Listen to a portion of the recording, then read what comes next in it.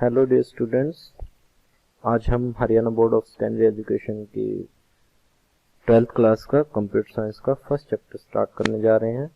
और first chapter जो है हमारा है ये है प्रोग्रामिंग लैंग्वेज C++ के बारे में। तो C++ प्रोग्रामिंग लैंग्वेज को सीखने से पहले हम एक बार सीखते हैं कि लैंग्वेज क्या होता है। तो लैंग्वेज के बारे में मैं आपको बता दूं कि लैंग्वेज एक माध्यम होती है, यानी भाषा जो होती है वो एक माध्यम के रूप में कार्य करती है, जिसकी मदद से हम कोई निर्देश या कोई जानकारी अपने से दूसरे बंदे, तीसरे व्यक्ति या किसी और को दे सकते हैं। तो जब हम किसी भाषा का प्रयोग करते हैं और किसी व्यक्ति या किसी भी दूसरे व्यक्ति को हम जानकारी प्रदान करना चाहते हैं तो हमें भाषा के नियमों का पालन करना पड़ता है, तभी वो हमारी बात को अच्छे से समझ पाएगा। तो भाषा के जो दो नियम होते हैं वो होते हैं सिंटैक्स और दूसरा होता है सिमेंटिक। तो जो पहला नियम होता है सिंटैक्स, इसका अर्थ होता है उस भाषा की व्याकरण, यानी जो भाषा का जो एक रूप होता है जिसमें हमें पहले से बने बनाए कुछ नियम मिलते हैं, हमें इन नियमों का यानी इस पूर्व निर्धारित संरचना का पालन करना पड़ता है। यदि हम इन नियमों का पालन करते हैं सही तरीके से तो हमारी जो भाषा है उसका सिंटैक्स सही कहा जाएगा। फिर आता है सिमेंटिक। सिमेंटिक का अर्थ समझते हैं। मान लीजिए आपने भाषा के सभी नियमों का, सभी व्याकरणिक नियमों का पालन किया है, सभी रूल रेगुलेशन को फॉलो किया है, लेकिन फिर भी जो आप सामने वाले को कहना चाह रहे हैं वो आपकी बात को समझ नहीं पा रहा, तो कहीं ना कहीं क्या गलती है? ये गलती है सिमेंटिक की, यानी अर्थ संबंधी गलती है। यानी जो आप अर्थ समझाना चाहते हैं वो अर्थ सामने वाले को समझ में नहीं आ रहा। जो आप बोल रहे हैं वो वाक्य भी सही है, जो सामने वाला सुन रहा है वो भी सही है, दोनों का सिंटैक्स सही है, लेकिन फिर भी सामने वाला आपकी बात को सही तरीके से समझ नहीं पा रहा। तो इसका मतलब है कि कहीं ना कहीं सिमेंटिक की गलती है। तो ये जो सिमेंटिक की गलती होती है ये नॉर्मली होती है कहीं ना कहीं कोई अपने, जैसे हम एक हिंदी भाषा का ही मान लीजिए उदाहरण लेते हैं। मुझे किसी को कहना है कि आपको जो वो व्यक्ति जा रहा है उसको रोकना है और जाने नहीं देना है। तो मैं उस दूसरे व्यक्ति को कह रहा हूँ कि रोको, उसे मत जाने दो। लेकिन क्या हुआ कि जो मेरी बात को सुनने वाला है उसने गलती से इस बात को अलग तरीके से इंटरप्रेट कर दिया, यानी उसको सुनाई दिया रोको मत, जाने दो। तो मैं कहना चाहता था कि उस व्यक्ति को, तीसरे व्यक्ति को रोक लो, जाने मत दो, लेकिन दूसरे व्यक्ति ने इस बात को गलत तरीके से समझा, यानी कहीं ना कहीं उसको सिमेंटिक में गलती कर दी उसने। तो इस वजह से वो मेरी बात को अच्छे से समझ नहीं पाएगा। तो ये हम जैसे जो सिमेंटिक की गलती होती है, अर्थ संबंधी गलती होती है, नॉर्मली होती है डेटा मान, कहीं ना कहीं कोई आपने मान गलत टेक दिया, कोई सूत्र या फंक्शन, जैसे मैथमेटिक्स के फंक्शन या फॉर्मूलाज होते हैं वो आपने गलत प्रयोग कर दिया, तो वो सिमेंटिक गलती होती है, अर्थ संबंधी गलती। अब चलते हैं कंप्यूटर लैंग्वेज की तरफ। हम सभी को शुरू से ही पता है कि कंप्यूटर एक इलेक्ट्रॉनिक मशीन होती है और इलेक्ट्रॉनिक मशीन इंसान की तरह हमारी जैसी भाषा नहीं समझ सकती। उसकी अपनी ही एक भाषा होती है जिसमें वो केवल दो अंकों का प्रयोग करती है, 0 एवं 1 का, और इसीलिए इस भाषा को बोलते हैं मशीन भाषा, यानी मशीन लैंग्वेज। लेकिन अगर मैं आपको कह दूं कि आपको मशीन में काम करवाने के लिए बार बार 010101 ऐसे याद रखना है और इसी में कार्य करना है, तो ये आपके लिए बड़ा मुश्किल होगा इस बात को याद रखना कि 01 में कैसे काम करवाया जाए। तो इंसान ने अपनी सुविधा के लिए, मशीन को काम देने के लिए कुछ एक भाषा बनाई जिसका नाम था असेंबली भाषा। ये जो असेंबली भाषा है इसमें कुल मिला के 21 कीवर्ड्स, 21 शब्दों का प्रयोग होता था जिन्हें हम निमोनिक्स के नाम से जानते थे, जैसे कि ऐड, सब, डिव, मल, इस टाइप से, यानी एडिशन, सब्ट्रैक्शन, डिवीजन, मल्टीप्लिकेशन इत्यादि के लिए। लेकिन आज के टाइम पे हम सभी को पता है कि कंप्यूटर अनेकों ऐसे कार्य करता है जो हमारी सोच से भी परे है। तो केवल 21 शब्दों से सारे कार्य करना नामुमकिन सा लगता है। तो इसलिए इंसान ने अपनी सुविधा के लिए एक हाई लेवल लैंग्वेज को विकसित किया। जो हाई लेवल लैंग्वेज है ये एकमात्र कोई अकेली भाषा नहीं है, ये कई भाषाओं का समूह होता है। इनमें से हम अलग अलग भाषाएं सीख सकते हैं, जैसे कि फिलहाल हमारे सिलेबस में C++ भाषा। इसके अलावा भी बहुत सारी हाई लेवल लैंग्वेज हैं, जैसे C लैंग्वेज है जो इससे पहले बनी थी। C++ हम सीखेंगे ही। इसके अलावा है पास्कल है, फोर्ट्रॉन है, कोबोल है, जावा है। ऐसी बहुत सारी ढेरों लैंग्वेजेस हैं जो हाई लेवल लैंग्वेज की कैटेगरी में आती हैं। अब जैसा कि आप सभी को पता चल गया है कि C++ एक हाई लेवल लैंग्वेज है, तो हम सभी निर्देश लगभग हाई लेवल लैंग्वेज में मशीन को देते हैं। लेकिन मशीन आज भी मशीन लैंग्वेज को ही समझ पाती है। तो हम हाई लेवल लैंग्वेज में निर्देश देते हैं और कुछ भाषा कन्वर्टर यानी भाषा को रूपांतरण करने वाले कुछ माध्यम हैं, जिनको जैसे कि इंटरप्रेटर या कंपाइलर के नाम से जाना जाता है। मुख्यतः आज के टाइम पे कंपाइलर का ही प्रयोग किया जाता है। हम हाई लेवल लैंग्वेज में कोई कार्य देंगे मशीन को और कंपाइलर उस हाई लेवल लैंग्वेज भाषा को रूपांतरित कर देगा मशीन भाषा में, ताकि मशीन उस भाषा को अच्छे से समझ सके और उसके अकॉर्डिंग काम कर सके। ठीक है, तो अब हम चलते हैं। C++ जो भाषा है इसको बनाया था बजर्ने स्ट्रौस्ट्रप ने। ये 1983 के अंदर बनाई गई थी और ये C भाषा के से इसमें काफ़ी ज़्यादा फीचर्स हैं और इसका जो सबसे मेन फीचर है उसको बोलते हैं object oriented language. Object oriented क्या होती है उसको सीखने से पहले हम इसकी बेसिक फीचर सीखेंगे जो लगभग C लैंग्वेज जैसे हैं। और मैं आपको बता दूं कि C++ एक procedural as well as object oriented language है। ये कई बार बोर्ड के एग्जाम के क्वेश्चन में आ जाता है। फिलिप्स में 1 मार्क्स का क्वेश्चन आता है कि C++ प्रोसीजरल लैंग्वेज है या नहीं है, ऑब्जेक्ट ओरिएंटेड लैंग्वेज है या नहीं है। कई बार दोनों के दोनों ही आ जाते हैं। तो आपको ये भी ध्यान रखना है कि C++ में जो C भाषा का जो हिस्सा है उसको बोलते हैं प्रोसीजरल लैंग्वेज और इसमें जो नया फीचर ऐड हुआ है उसको बोलते हैं ऑब्जेक्ट ओरिएंटेड लैंग्वेज। ठीक है, तो स्टूडेंट्स C++ को सीखने से पहले हम एक बार थोड़ा सा कीबोर्ड के बारे में समझेंगे, ताकि आप बच्चों को कुछ टाइपिंग वगैरह में, प्रोग्राम टाइपिंग में कोई प्रॉब्लम ना हो। तो चलिए एक बार मैं आपको कीबोर्ड का लेआउट दिखा देता हूँ। जो बच्चे कई बार टाइपिंग मिस्टेक करते हैं तो उनको इजी हो जाएगा।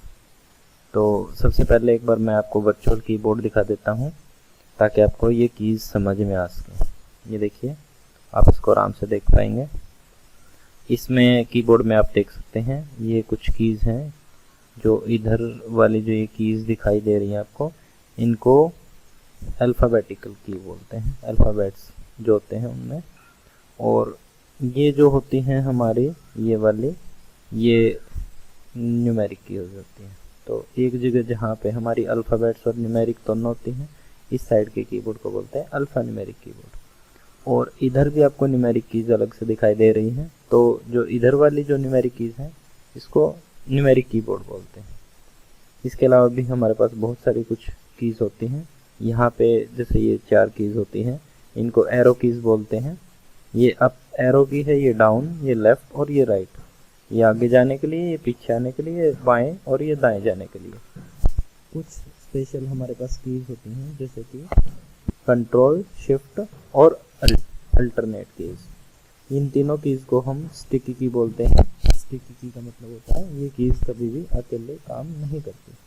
फॉर एग्जांपल, जैसे कि मान लीजिए हमने यहाँ पे कुछ भी की प्रेस की, जैसे मैं यहाँ प्रेस कराऊँ तो ये सिंगल कीज़ काम कर रही हैं। ठीक है, तो लेकिन अगर हम यहाँ पे कंट्रोल की दबाएंगे तो देखना, ये देखो, ये अकेला, इसका कोई भी यूज़ नहीं है। अगर मैं कंट्रोल के साथ ए की को सिलेक्ट कर देता हूँ तो ये देखिए हमारा सारा टेक्स्ट सिलेक्ट हो गया। तो इट मीन्स हमने की कौन सी प्रेस की, कंट्रोल प्लस ए की। तो जब भी आपको ऐसे लिखा मिलता है कंट्रोल प्लस ए, कंट्रोल प्लस सी, कंट्रोल प्लस सी, तो इट मीन्स आपको ये की दबानी है, इसको प्रेस करके रखना है और उसके बाद जो भी आपकी सेकंड की है उसको प्रेस कर देना है। अभी मैंने आपके लिए थोड़ा सा फ़ॉन्ट का साइज़ बड़ा कर दिया था ताकि आपको ये आराम से अच्छे से दिखाई दे। अब कई बार होता है जैसे बच्चों को कैपिटल में टाइप करने की दिक्कत होती है कि कैपिटल में कैसे लिखना है। अभी सारे स्मॉल में दिखाई दे रहे हैं आपको। तो कैपिटल के लिए आपके पास 2 ऑप्शन है। पहला ऑप्शन है ये कैप्स लॉक की होती है, इसको प्रेस कर दीजिए। एक बार आपने इसको ऑन कर दिया, अब आप देख सकते हैं जितने भी कीज़ हैं QWERTY ये सभी कैपिटल में हो गए। अब आप कुछ भी लिखेंगे वो सब कुछ कैपिटल अल्फ़ाबेट्स आएंगे इस टाइप से। तो जैसे आप अगर कैपिटल नहीं लिखना चाहते तो इसको बंद करिए और दोबारा से आप स्मॉल में लिख सकते हैं। लेकिन कभी कभी ऐसा होता है कि जैसे हमें केवल 1 या 2 अल्फ़ाबेट को कैपिटल में लिखना है, बाकी को स्मॉल में लिखना है, तो इसके लिए आप बार बार कैप्स लॉक यूज़ ना करें। इसके लिए आपके पास दूसरा ऑप्शन है जिसमें आप शिफ्ट की का यूज़ कर सकते हैं। एक बार मैं इसको बैक स्पेस की से मिटा देता हूँ। ये वाली आपकी बैक स्पेस की है, इससे पीछे की तरफ हम बैक डायरेक्शन में इसको इरेज कर सकते हैं जो भी हमने लिखा है। अब जैसे कि मैं लिखना चाहता हूँ माय नेम इज़ नवीन, तो ये एक सेंटेंस केस में इसको लिखेंगे। तो सेंटेंस केस में क्या होता है, फर्स्ट कैरेक्टर कैपिटल होता है, तो M आगे सारे शॉर्ट होंगे। माई स्पेस के लिए ये जैसे वर्ड के बाद एक स्पेस डालना है तो ये स्पेस की दबाएंगे। माई नेम स्पेस इज़, अब नेम का हमेशा फर्स्ट कैरेक्टर बड़ा होता है, कैपिटल होता है, तो यहाँ से हम नवीन ऐसे टाइप कर देंगे, माय नेम इज़ नवीन, और ये फुल स्टॉप। तो यहाँ पे फुल स्टॉप ये है, तो इससे हम बैक स्पेस कर सकते हैं। कभी कभी जैसे हमारे पास अब लेफ़्ट साइड में आपको यहाँ से इरेज करना है तो बैक स्पेस की प्रेस कीजिए। जहाँ कर्सर है, कर्सर बीच में है, लेफ़्ट साइड का इरेज करना है तो बैक स्पेस। अब राइट साइड का करना है तो आपके पास बैक स्पेस को यूज़ करने की ज़रूरत नहीं है, डायरेक्ट यहाँ से डिलीट की प्रेस कीजिए, ये राइट साइड का डिलीट कर देगा। तो अब यहाँ पे आप कुछ कीज़ देख पा रहे हैं, जैसे 1 2 3 4 5 ये न्यूमेरिक कीज़ होती हैं। इनके ऊपर एक एक कैरेक्टर और आपको दिखाई दे रहा है, जैसे ये है साइन ऑफ एक्सक्लेमेशन, ये @ ये हैश का सिंबल है, ये डॉलर का सिंबल है, ये परसेंटेज का सिंबल है, ये कैरेट का सिंबल है, ये M% का सिंबल है, ये स्टार का सिंबल, ये स्मॉल ब्रैकेट्स हैं, और ये माइनस और प्लस का सिंबल है। तो यहाँ पे आपके पास 2 सिंबल हैं एक ही की पे। अब आप सिंगल की को दबाएंगे तो ये ऐसे तो पॉसिबल है नहीं कि एक बार 5 को प्रिंट करेगा, एक बार परसेंटेज को करेगा, एक बार 3 को करेगा, एक बार हैश को करेगा। तो इसमें क्या होता है, अगर आप डायरेक्ट की को प्रेस करते हैं तो नीचे वाला अक्सर प्रिंट होता है। जैसे मैंने 3 वाला बटन प्रेस किया तो ये 3 प्रिंट होगा। लेकिन अगर मैं चाहता हूँ 3 की जगह हैश प्रिंट हो तो मैं क्या करूँगा, शिफ्ट की को प्रेस करूँगा। शिफ्ट की को टॉगल की भी बोलते हैं, ये रिवर्स कर देती है सारे काम को। तो शिफ्ट बटन प्रेस करेंगे तो यहाँ पे शिफ्ट ऑन हो गया है, आप देख सकते हैं। अब शिफ्ट की को प्रेस करके, जैसे मैं अब 3 वाले बटन को प्रेस करूँगा तो शिफ्ट के साथ अगर आप 3 वाले बटन को प्रेस करेंगे तो आपका 3 प्रिंट ना होके हैश प्रिंट होगा। ये सेम चीज़ सभी जिन बटन्स के ऊपर आपको 2-2 सिंबल दिखाई दे रहे हैं उन सब में लागू होगी।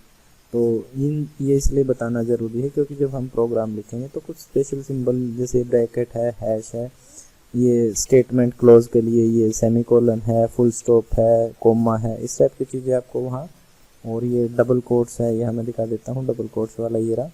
ये एक्चुअल कई बार बच्चे गलती कर देते हैं, ये सिंगल कोट है नीचे और ये डबल कोट है ऊपर की तरफ। तो इसी बटन से सिंगल कोट आएगा, इसी बटन से डबल कोट आएगा। तो कई बार हमें डबल कोट्स की ज़रूरत पड़ेगी, कई बार सिंगल कोट की ज़रूरत पड़ेगी, तो आपको इसका भी ध्यान रखना है। अगर डायरेक्ट प्रेस करोगे तो सिंगल कोट प्रिंट होगा, अगर शिफ्ट बटन के साथ इसको ऐसे प्रेस करोगे तो डबल कोट प्रिंट होगा। तो आपको ये भी ध्यान रखना है। अब बात आती है कुछ फंक्शनल कीज़ की। जैसे ही मैं एक बार फंक्शनल कीज़ दिखा देता हूँ आपको। कीबोर्ड में सबसे ऊपर वाली जो रो होती है वो फंक्शनल कीज़ के लिए होती है।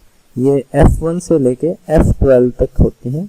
तो यहाँ नॉर्मली आपके C++ में F2 की का प्रयोग होगा, F9 की का प्रयोग होगा, F3 की का भी यूज़ हो सकता है। तो नॉर्मली ये 3 की ही आपको ध्यान में रखनी है। तो ये इसलिए ज़रूरी है ताकि आप C++ में फिर बाद में कंफ्यूज ना हो। तो ये स्पेस की है, कैरेक्टर्स के बीच में स्पेस डालने के लिए, और इधर न्यूमेरिक कीज़ हैं, ये न्यूमेरिक कीबोर्ड है। तो आई होप आपको सारा कुछ समझ में आ गया होगा। और ये एक टैब की होती है, इससे इकट्ठा 8 अक्षर का आप स्पेस डाल सकते हैं। अगर स्पेस बार का यूज़ करेंगे तो देखिए 1 अक्षर का स्पेस आएगा, लेकिन अगर मैं टैब का प्रयोग करता हूँ तो डायरेक्ट 8 अक्षर का स्पेस आ जाएगा। ये देखिए 8 अक्षर के बाद पहुँच गया आपका कर्सर। और अगर मैं यहाँ से स्पेस की को प्रेस करता हूँ तो सिंगल कैरेक्टर का स्पेस आएगा, और टैब दबाता हूँ तो ये देखिए 8 अक्षर का स्पेस आ जाएगा एक साथ। तो आपको उम्मीद है कि सारी चीज़ समझ में आ गई होंगी। तो मेनली आपको कंट्रोल शिफ्ट और इधर से जो हैश वगैरह की हैं, ये डबल कोट्स की हैं, इस टाइप की चीज़ की C++ में ज़रूरत पड़ेगी। तो आइए अब शुरू करते हैं C++ को देर ना करते हुए। अब मैं इसको एक बार बंद कर देता हूँ। देखिए C++ को शुरू कैसे करना है आपको। आज हम थोड़ा सा बेसिक सा ही करेंगे, उसके बाद हम धीरे धीरे सारी C++ सीख जाएंगे। C++ आपको सभी को पता चल ही गया है कि एक प्रोग्रामिंग लैंग्वेज है। प्रोग्रामिंग लैंग्वेज का मतलब क्या होता है, आप ये कंप्यूटर में जितने भी सॉफ्टवेयर देख रहे हैं, या फिर यहाँ पे ये जितने भी ऑल प्रोग्राम्स में बहुत सारे सॉफ्टवेयर आपके कंप्यूटर में डले हुए हैं, ये सारे के सारे जो सॉफ्टवेयर हैं ये किसी न किसी प्रोग्रामिंग भाषा में इनको बना रखा है, और इन सॉफ्टवेयर को बनाने के लिए ही किसी न किसी प्रोग्रामिंग लैंग्वेज का प्रयोग होता है। जैसे आप अपने फ़ोन के अंदर भी, मोबाइल फ़ोन के अंदर, स्मार्टफोन के अंदर बहुत सारे सॉफ्टवेयर यूज़ करते हैं, तो उन सभी को ऐसे ही बनाना पड़ता है। तो आइए C++ को स्टार्ट करके देखते हैं। जस्ट आपको क्या करना है, डेस्कटॉप के ऊपर टर्बो C++ मिलेगा आइकन, इस पर या फिर आपको स्टार्ट बटन पे यहाँ पे क्लिक करना है, और यहाँ पे लिखना है TURBO टर्बो C। ये आ गया। चाहे यहाँ से क्लिक कर दीजिए, चाहे यहाँ पे डबल क्लिक कर दीजिए। तो मैं इसको डबल क्लिक करके दिखाता हूँ आपको। जैसा आप देख पा रहे हैं, ये आपके पास एक डायलॉग बॉक्स खुलेगा टर्बो C++ का। तो यहाँ पर आपको ये 3 ऑप्शन दिखाई देंगे, full screen mode, keep the window open after turbo C++ और ओपन लाइव एग्जांपल। इसमें जस्ट आपको फर्स्ट वाला क्लिक करके रखना है, बाकी 2 को आप अनचेक करके रख सकते हैं। तो जैसे आप स्टार्ट टर्बो C++ करेंगे, इस पर हम क्लिक कर सकते हैं। अब देखिए आपका कंप्लीट फुल स्क्रीन में आ गया है। लेकिन कभी कभी ऐसा होता है कि हमें जैसे इसको छोटे स्क्रीन में देखना है, फुल स्क्रीन में हम इसको नहीं देखना चाहते, तो हम क्या करेंगे, एक हमारे पास अल्ट नाम की की होती है, जैसे कि अभी मैंने आपको कीबोर्ड पे दिखाई थी, उस अल्ट की को दबाएंगे और एंटर बटन साथ में उसके दबाएंगे। तो ये देखिए आपका इस टाइप से छोटे स्क्रीन पे आ जाएगा। तो इसको हम इस साइज में यूज़ कर सकते हैं या फिर फुल स्क्रीन में यूज़ कर सकते हैं। तो फिलहाल के लिए हमारे लिए यही अच्छा है कि हम इसको फुल स्क्रीन में ही देखें, ताकि आपको ये अच्छे से समझ में आए। तो दोबारा से मैं वही शॉर्टकट की प्रेस करूँगा, अल्ट प्लस एंटर। तो ये देखिए फुल स्क्रीन पे दोबारा से आ गए हैं। तो अब एक बार हम ऊपर देख लेते हैं, यहाँ पे इसके C++ के कुछ मेन्यूज बने हुए हैं, कुछ ऑप्शन बने हुए हैं। तो अब यहाँ पे हमें नई फाइल बनानी है, न्यू प्रोग्राम टाइप करना है, नया सॉफ्टवेयर बनाना है। तो हम क्या करेंगे, यहाँ फाइल ऑप्शन पे क्लिक करेंगे। अगर पहले से बनाया है तो आप उसको ओपन कर सकते हैं, F3 की प्रेस भी कर सकते हैं, या डायरेक्ट यहाँ पे क्लिक कर सकते हैं। और अगर आपको बिल्कुल स्टार्टिंग से नया प्रोग्राम बनाना है तो न्यू के ऊपर क्लिक कर दीजिए। तो मैं यहाँ न्यू पे क्लिक कर देता हूँ, क्योंकि हम स्टार्टिंग से कर रहे हैं, तो न्यू पे क्लिक करते हैं। अब देखिए कुछ नीचे स्पेस आपका खराब हो रहा है, तो इस चीज़ को हम सही करेंगे कैसे। यहाँ पे एक एरो की आपको दिखाई दे रही है, इसके ऊपर क्लिक कर देंगे तो ये फुल स्क्रीन मोड में आ जाएगा। तो एक सबसे बड़ी प्रॉब्लम आती है, कई बार आपका ये कर्सर इतनी जो इसकी विड्थ है काफ़ी बढ़ जाती है, चौड़ाई बढ़ जाती है, तो इसमें आपको टाइपिंग करने में दिक्कत होती है। तो हम इसको ठीक कैसे करेंगे, इसके 2 तरीके हैं। या तो आपके कीबोर्ड पे न्यूमेरिक साइड में जो की थी उनमें 0 बटन को ऐसे प्रेस कर दीजिए। सिंपली 0 प्रेस करने से आपका ये नॉर्मल मोड में आ जाएगा। या कई बार क्या होता है, ऐसे है, तो इसको हम ऑप्शन में जाएंगे, ऑप्शन में इन्वायरमेंट के अंदर जाएंगे, और यहाँ पे एडिटर का ऑप्शन होता है, इस पे क्लिक करेंगे। यहाँ इंसर्ट मोड जो होता है इस पे टिक कर देंगे और ओके कर देंगे। ये देखिए ठीक हो गया आपका इंसर्ट मोड करते ही। तो 2 तरीके हैं, आपको जो भी कन्वीनियंट लगे आप उसको यूज़ कर सकते हैं, बट मैं यही सलाह दूंगा कि आप 0 की को प्रेस करने की आदत डाल लें, इससे आपका काम आसान हो जाता है। तो हम एक बिल्कुल सिंपल सा 3-4 लाइन का प्रोग्राम लिखते हैं, तो जिससे आपको स्टार्टिंग में दिक्कत ना हो, और वो लाइनें हम लिखेंगे बेसिकली जिनको हमें हर प्रोग्राम में लिखना ही लिखना पड़ेगा। तो सबसे फर्स्ट क्या काम करना है आपको, अभी मैंने आपको एक कीबोर्ड पे हैश की दिखाई थी, तो हैश की जो होती है वो होती है 3 वाले की के ऊपर। तो हमें 3 वाला बटन दबाएंगे तो 3 प्रिंट हो ऐसे। तो हम क्या करेंगे, हमें हैश प्रिंट करना है, तो मैं शिफ्ट बटन को दबा के रखूंगा और उस 3 वाले बटन को दबाऊंगा, तो उसके ऊपर जो हैश बटन है, हैश की है या हैश जो अक्षर है वो आपका प्रिंट हो जाएगा। आपको हैश लिखना है शुरू में, फिर आप लिखेंगे INCLUDE इंक्लूड, INCLUDE इंक्लूड। फिर आप ये ब्रैकेट लगाएंगे, ये भी मैंने आपको दिखाई थी। तो ये वाली ब्रैकेट भी ऐसे की के ऊपर होती है जिसपे 2 सिंबल होते हैं, तो इसमें भी आपको शिफ्ट का यूज करना है। और यहाँ मैं एक हेडर फाइल लिखूंगा। हेडर फाइल क्या होती है वो हम आगे डिस्कस करेंगे। तो यहाँ पे मैं एक बार बस आपको शुरू में स्टार्टिंग करना बता रहा हूँ, और बाद में हम 1 बाय 1 इन सारी चीज़ों को सीखेंगे कि ये होती क्या है और इनको कैसे यूज करना है।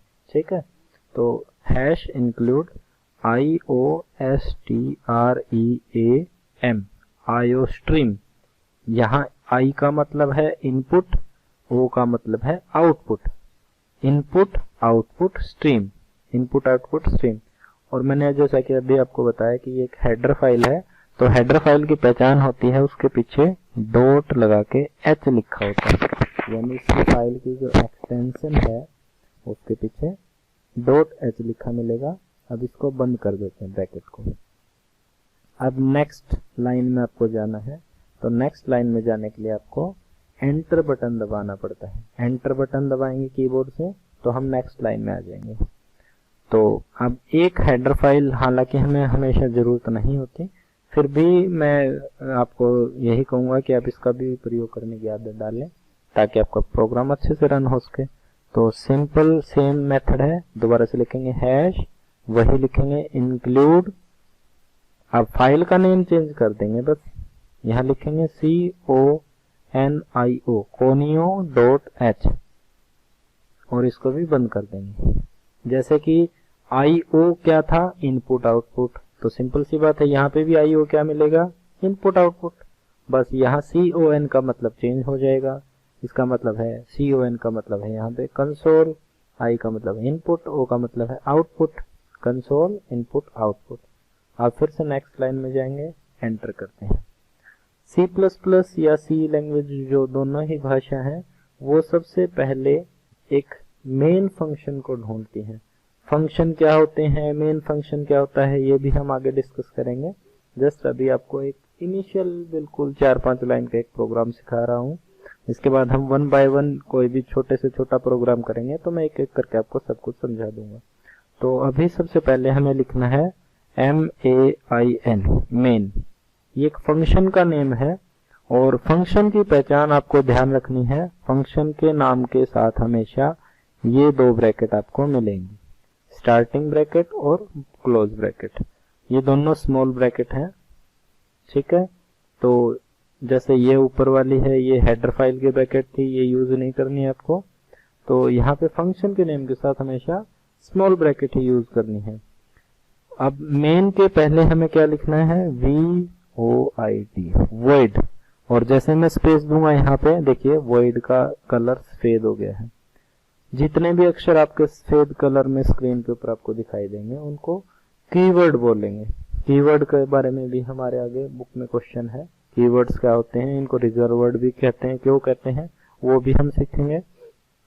तो आपको शुरू में क्या करना है, 2 हेडर फाइल लिखनी है। इनको इंक्लूड का मतलब होता है शामिल करना, तो आपने 2 फाइलें शुरू में शामिल कर ली हैं। तो void main और फंक्शन का नेम मेन है, एंटर करेंगे। जितना भी आपको काम करना है C++ के अंदर वो सारा किसके अंदर करना है, शुरू में इन करली ब्रैकेट के अंदर। यानी आपको बता दूं कि जो मेन फंक्शन है ये वाला, इस मेन फंक्शन की जो बाउंड्री है वो कहां से कहां तक है, इस ब्रैकेट से लेके इस ब्रैकेट तक। यानी इसके अंदर जो काम होगा वो सारा किसके अंतर्गत आएगा, मेन फंक्शन के अंतर्गत आएगा। तो जैसे मैं आपको एक सिंपल सा जस्ट एक लाइन का प्रोग्राम सिखा रहा हूं, सी आउट क्या काम करता है, ये आप जैसा आप लिखेंगे वैसा स्क्रीन के ऊपर आपका रिजल्ट प्रिंट कर देता है। तो मैं सी आउट में क्या लिखता हूँ, my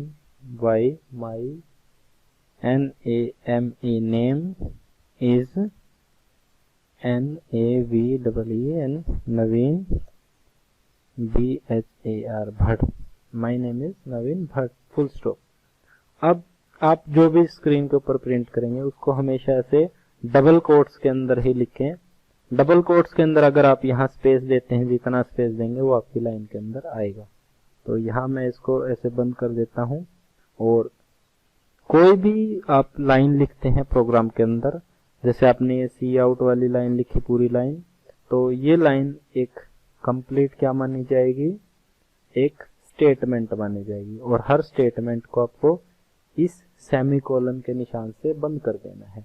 सेमीकोलन क्या होता है, इसमें ऊपर की तरफ आप देख पाएंगे एक फुल स्टॉप का सिंबल है और नीचे एक कोमा का सिंबल है, तो इसको सेमीकोलन बोलते हैं। ये कोलन का हाफ होता है, कोलन होता है जिसमें दो बिंदी होती हैं, एक के ऊपर एक, और सेमीकोलन में क्या होता है, उसका हाफ, यानी एक बिंदी एक कोमा, तो इसको सेमीकोलन बोलते हैं। और हर स्टेटमेंट को आपको सेमीकोलन से बंद करना है।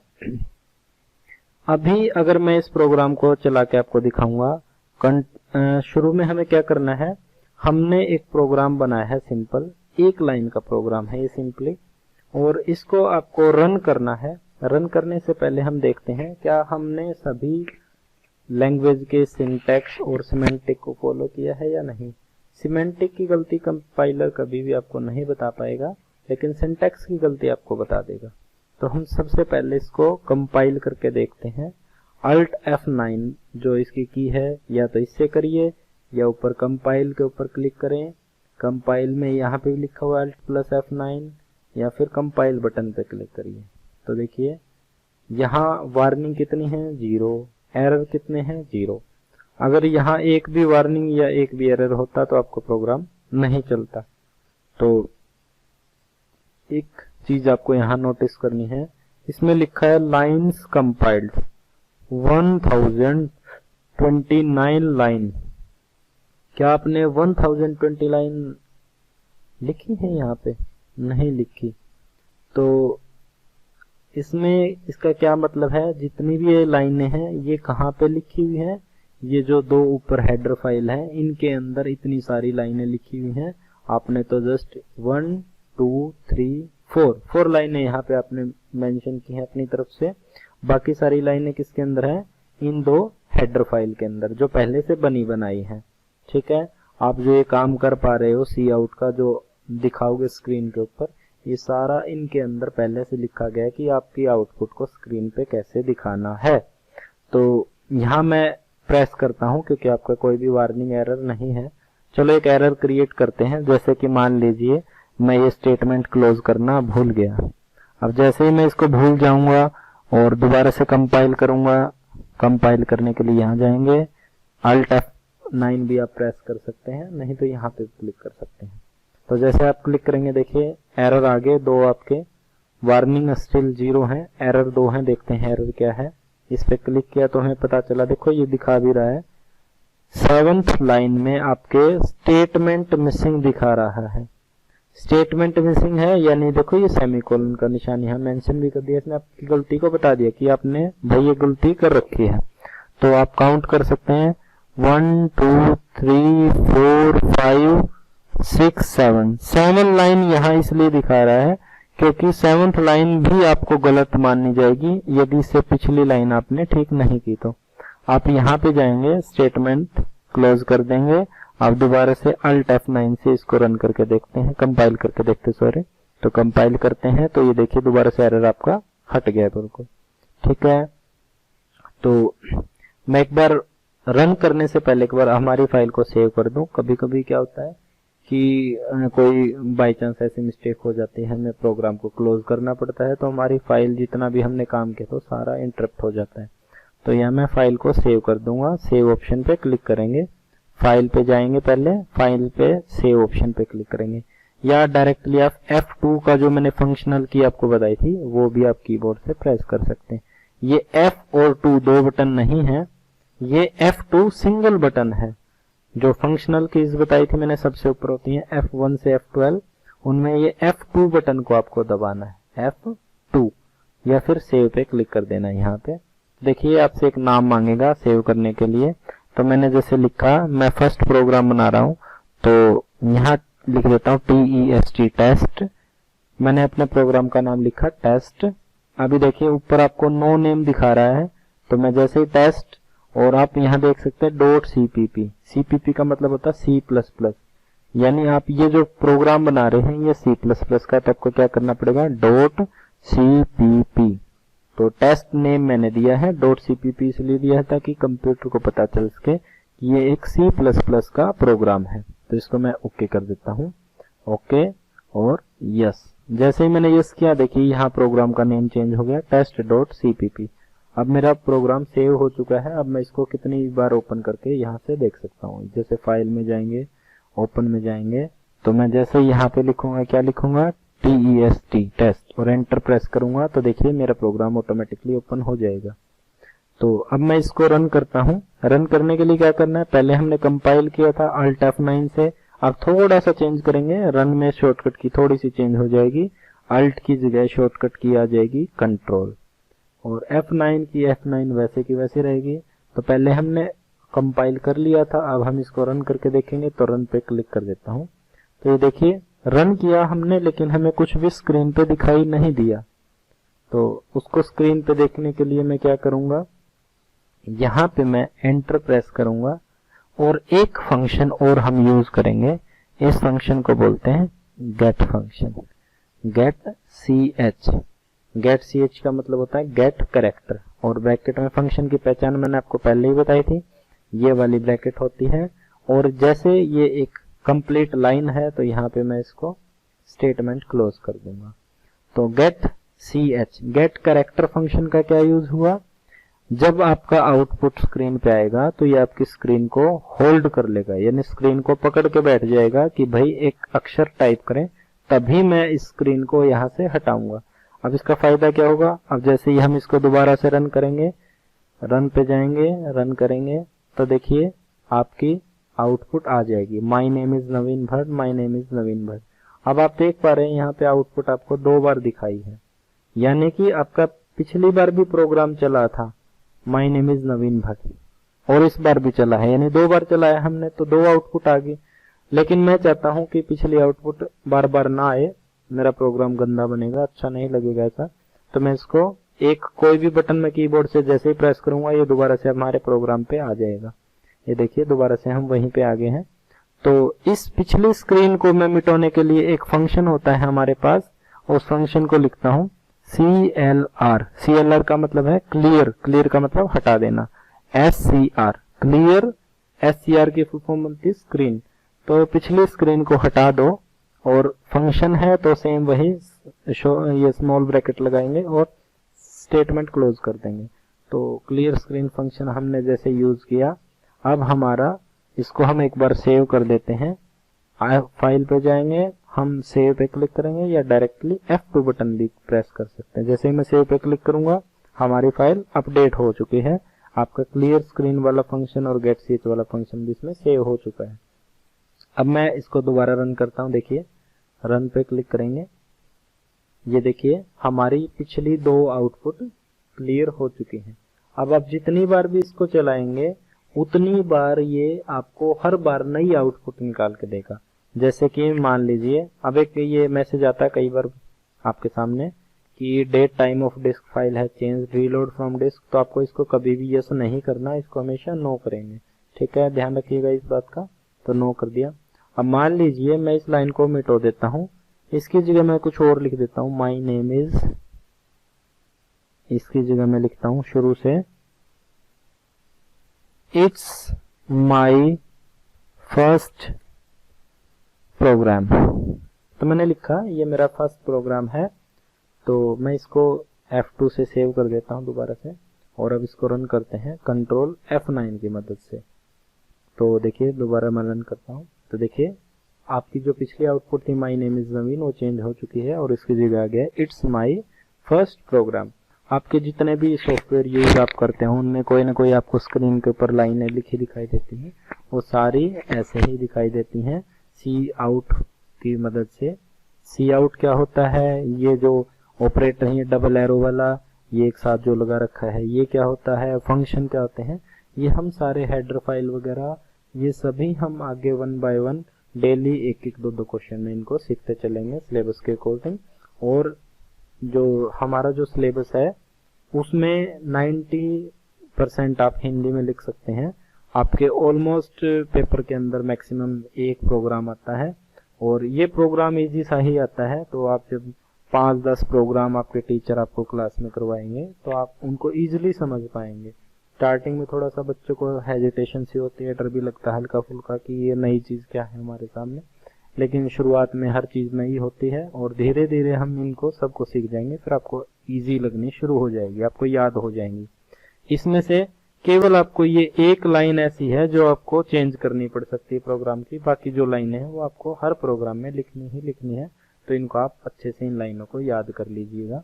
तो इसको अभी यहीं पे क्लोज करते हैं। आपने एक सिंपल आउटपुट प्रिंट करवानी सीख ली है, ठीक है। तो इसको क्लोज करते हैं। अब क्लोज करने के भी दो ऑप्शन है, यहाँ फाइल पे क्लिक करिए, क्विट करिए, या फिर आपके पास शॉर्टकट की है अल्ट प्लस एक्स, अल्टरनेट की प्लस एक्स वाली की है, इसके साथ दबाइए। तो मैं सिंपली यहाँ से क्विट कर देता हूँ, क्विट कर देते हैं। तो ये लीजिए C++ आपका क्लोज हो चुका है। तो अगर आपको ये वीडियो अच्छी लगी हो तो इसे लाइक ज़रूर करें और साथ में क्लिक करें सब्सक्राइब बटन पर, ताकि आपको मिलती रहे लेटेस्ट वीडियो टाइम पर।